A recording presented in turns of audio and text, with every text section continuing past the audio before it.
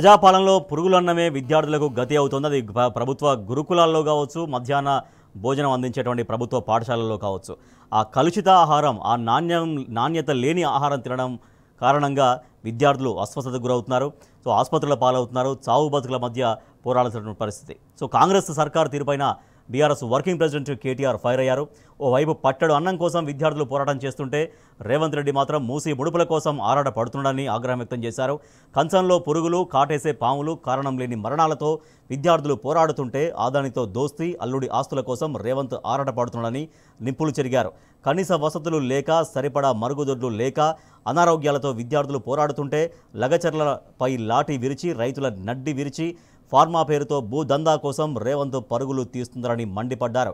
పురుగులన్నం తిని విద్యార్థులు ఆసుపత్రి పాలైతే రేవంత్ రెడ్డి, ఆయన మంత్రులు మాత్రం పంచభక్ష పరమాణాలు తిని హెలికాప్టర్లలో షికార్లు కొడుతున్నారన్నారు. మూసీలో లక్షల కోట్లు కుమ్మరిస్తున్న ముఖ్యమంత్రి విద్యార్థి కడుపుకు నాణ్యమైన బుక్కెడు బువ్వ కోసం ఖర్చు పెట్టవా అంటూ నిలదీశారు BRS working president KTR. Right Ravinder, Nizamabad జిల్లా వ్యాప్తంగా కూడా ఇందాక మీరు చెప్తున్నట్టుగా నిజామాబాద్ జిల్లా వ్యాప్తంగా చాలా చోట్ల ఇటువంటి ఘటనలు వెలుగు చూస్తున్నాయని. సో విద్యార్థులు ఇంత ఇబ్బంది పడుతుంటే, ఆ విద్యార్థుల పేరెంట్స్ ఇంత ఇబ్బంది పడుతుంటే అట్లీస్ట్ జిల్లా అధికార యంత్రాంగం, విద్యాశాఖ అధికార యంత్రాంగం ఏం చేస్తుందంటే స్కూల్లో ఏమైనా తనిఖీలు చేసే ప్రయత్నం కానీ, లేకపోతే ఇట్లా ఫుడ్ పాయిజన్ ఘటనలు జరగకుండా ముందస్తుగా ఏమైనా చర్యలు తీసుకునే యాక్షన్ ప్లాన్ కానీ ఏమైనా ఓవరాల్గా చెప్తున్నారా?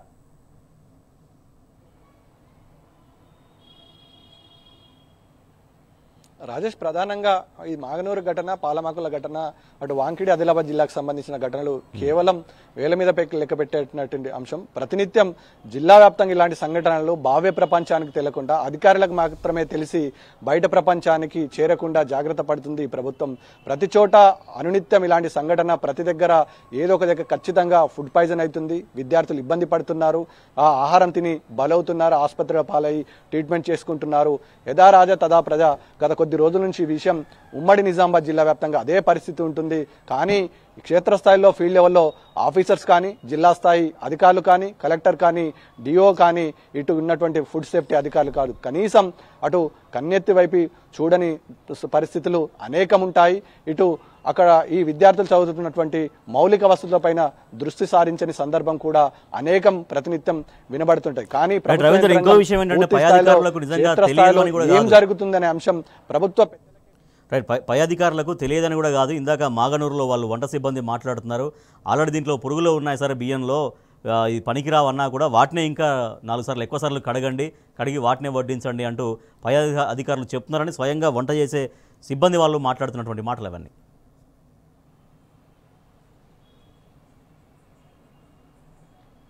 ప్రధానంగా 2 అంశాలు మనం గుర్తుపెట్టుకోవాల్సింది. ఒకటి, ప్రభుత్వ అధికారులు, ఉన్నత స్థాయి అధికారులు క్షేత్రస్థాయిలో ఏమీ చేయలేని నిస్స్థాయి స్థితిలో ఉన్నారు. అనేక సార్లు ప్రభుత్వ పెద్దలకు విన్నవించుకున్న ఫలితం అక్కడి నుంచి ఫీడ్బ్యాక్ రాకపోవడంతో ఉన్న దాంట్లో వడ్డించండి అనే దీనస్థితికి వెళ్ళిపోయిన పరిస్థితి.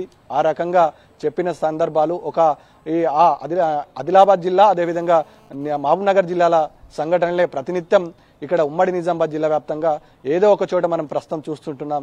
అంటే క్షేత్రస్థాయిలో, ఫీల్డ్ లెవెల్లో ఉన్నత స్థాయి అధికారులు, విద్యాశాఖ మంత్రి బిజీగా ఉన్నాడా లేడా, లేకపోతే ముఖ్యమంత్రి తన దగ్గర ఉన్నటువంటి ఈ శాఖ కనీసం అటువైపు కన్నెత్తి చూడను, కనీసం రివ్యూ నిర్వహించని పరిస్థితి ప్రతినిత్యం కనబడుతుంది. కనీసం విద్యార్థుల మౌలిక వసతులు ఏంటి, వాళ్ళ కాస్మెటిక్ ఛార్జీలు ఏంటి, వాళ్ళ డైట్ ఛార్జీలు ఏంటి, పేద మధ్య తరగతి విద్యార్థులు చదివే ఉన్నటువంటి ఈ ప్రభుత్వ పాఠశాలలు, గురుకుల పాఠశాలలు ఏ విధంగా నడుస్తున్నాయనే అంశం పైన కనీసం ఇప్పటి వరకు ప్రభుత్వం ఏర్పడి 11 నెలలు గడుస్తున్నా ఇప్పటికీ ఫీల్డ్ లెవెల్లో, క్షేత్రస్థాయిలో ముఖ్యమంత్రి తన దగ్గర శాఖను పెట్టుకుని కనీసం రివ్యూ నిర్వహించలేడంటే పేద మధ్య తరగతి విద్యార్థులు విద్యను అభ్యసించేటువంటి గురుకులాలు, ఈ విద్యా దేవాలయాలు ప్రస్తుత పరిస్థితి ఎంత 11 నెలల్లో ఏ స్థాయి నుంచి ఏ స్థాయికి దిగదారిందో సామాన్య మానవుడికి అడిగినా చెప్పే పరిస్థితి ఉంటుండే.